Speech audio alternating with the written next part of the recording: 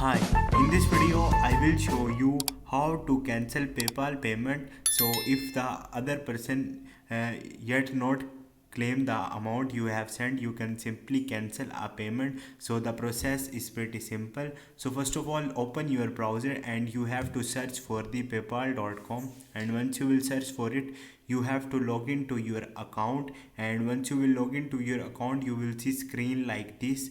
And once you will here you have to click on the activity from here.